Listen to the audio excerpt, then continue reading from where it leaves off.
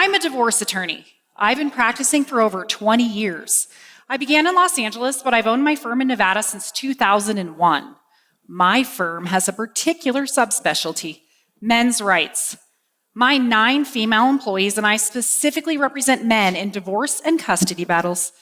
And guess who runs the business end of my law firm? My father. In my practice, we've represented over 2,000 men, 650 of whom are fathers. My expertise not only comes from my career, but just as much from my personal life. I'm a mother. My children are 23, 15, 12, and barely 3. They come from 2 different mothers and 3 different fathers. Hooker. Let me explain. I helped my ex-husband raise our 23-year-old son, whom I didn't birth, from age 5. I share custody of my 15-year-old daughter with the same father. My 12-year-old son sadly lost his father to suicide when he was just 7, and my 3-year-old is being raised at home with his father and me. I literally live my work every day. So, what has 20 years of representing men in family law while living my own reality show as a wife, mother, and daughter taught me about fatherhood? Allow me, if you will, to start with the second thing I learned about fatherhood. Men parent differently than women, big surprise. But their influence is crucial in the development of their children. Do you know any mom in the world who would put dog shit in an Easter egg? Okay, maybe that's a good thing. Let me better demonstrate this point from my legal experience. When getting my father clients ready for court, I prepare them for this kind of interrogation. Who's your children's doctor or dentist? What's the name of your school principal or even their teacher? What grades did they get on their last report card? 9 times out of 10, they miss the majority of these questions. Seriously, does this mean they don't care or love their children as much? I bet it makes you wonder. But please hold your judgment. Here are the questions that my father clients can easily answer. If your son could be a superhero, what would his power be? What kind of monsters do your kids fear? How high does your daughter feel comfortable flying in a swing? What makes your son feel defeated? Yet, in my experience cross-examining hundreds of mothers in family court, these are the harder questions for them. Most of us know motherhood brings with it a sixth sense and an unspoken bond to our children. But what about fathers? Even fathers feel insecure about this reality.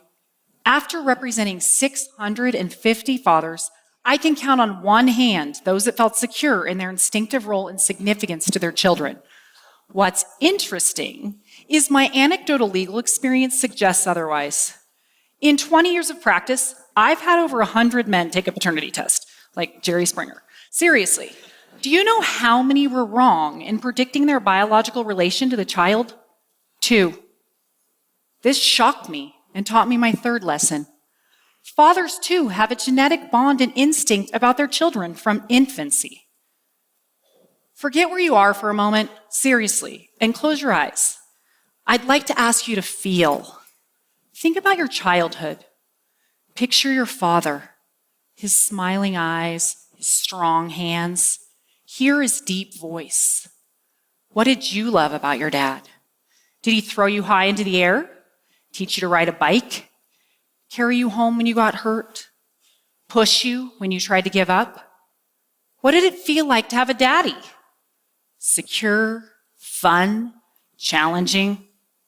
Now, go back in your memories and erase your father from every scene. This is what the other 40% of people's childhoods look like. Just under half the people listening to me, including my own 12-year-old son, felt sad, angry, or blank during the peak of your joy while playing along. Eye-opening, isn't it? Nearly 2 of every 5 children in America are growing up without their fathers, or 17 million, according to the 2016 census. Other sources estimate as many as 30 million. In 2011, I joined the board for a local charity called Nevada Youth Empowerment Project, or ENYEP. ENYEP is a housing program for homeless girls ages 18 to 24.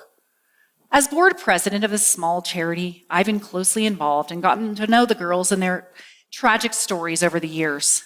Hundreds of otherwise homeless girls have come through our program. Their backgrounds and what they have endured would haunt you. Do you know the one thing all of these girls have in common? They all come from fatherless homes. Sadly, these girls aren't the exception. They're the rule. My fourth lesson about fatherhood came from the data. According to the Center for Disease Control, children from fatherless homes account for 90% of all homeless and runaway kids, 71% of high school dropouts, and 63% of youth suicides. While you listen to me speak, you have to be wondering, what makes fathers so crucial? Honestly, the answer is complex and better explored by psychologists. What I can tell you is that the data unequivocally tells us fathers are vital, and yet laws and society undervalue their importance, making it harder for them to be in their children's lives. Even fathers underrate their own value. I know this data upsets a lot of mothers, me included. But advocating for fathers isn't about diminishing mothers. While children deserve both parents whenever possible, this crisis is specific to fathers. The occurrence of fatherlessness is epidemic. The effects are catastrophic, and the causes are male gender specific. Nearly 30 years ago, leading child psychologist Michael Lamb reminded us, fathers are the forgotten contributors to child development. Yet, researchers have found that children with involved fathers have stronger cognitive and motor skills, elevated physical and mental health, become better problem solvers, and are more confident, curious, and empathetic. Sadly, we've had this data for 30 years, and fatherlessness has only continued to rise during this time. The main contributors to fatherlessness are divorce and out-of-wedlock births. Every 13 seconds, someone in America gets divorced. That equates to almost 2.5 million divorces a year. Lucky me. Currently, more than 40%, or 1.5 million babies, are born out of wedlock each year in the US. And this brings me back to the first and most significant thing that my career has taught me about fatherhood. Family court is one of the critical places where fathers are disadvantaged, and this hurts kids. Historically, this maternal preference was solidified in the tender years doctrine, which mandated custody of children under age 4 be awarded to mothers. This doctrine was in use until the 80s. As the laws progressed, visitation for fathers improved, but it took a lot of years before the law was finally gender equal. In fact, it wasn't until 2017 that Nevada finally adopted a presumption for joint physical custody. When I began my practice, and until 10 years ago, the best my father clients could expect was every other weekend visitation and maybe a dinner on the off week. While significant legal progress has been made, this long-standing bias against fathers still occurs in the enforcement of custody orders, in child support rulings, and it exists in paternity laws. All the while, the number of kids growing up without dads continues to rise. Between 1960 and 2016, the percentage of children growing up with just mothers nearly tripled, from 8 to 23%. Paternity laws desperately need more reform to protect the 40% of children born out of wedlock each year in the US. Right now, once custody has been ordered, it's illegal to remove a child from their father, usually a felony. But it's perfectly legal in all 50 states for a woman to conceal her pregnancy, leave the father's name off the birth certificate, and never tell him he is a child, ever. How is this not kidnapping? Just as horrible, a woman can knowingly list the wrong father on a child's birth certificate, deceive him, and a short while later, in many states, the wrong man becomes that child's legal father forever. He's obligated to a child that isn't his, and that child just lost their real father with little to no recourse. This is a betrayal of the worst kind, and the law not only allows it, it creates the opportunity. This is what we know. Every bit of data we have tells us Children need their fathers.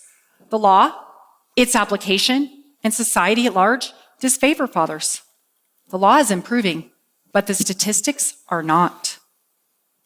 So, what can you do? We are the change makers, all of us. If you're a father, make the effort. Do everything you can to be in your children's daily lives. If you're a mother, encourage and facilitate the relationship between your children and their father instead of trying to interfere or control it.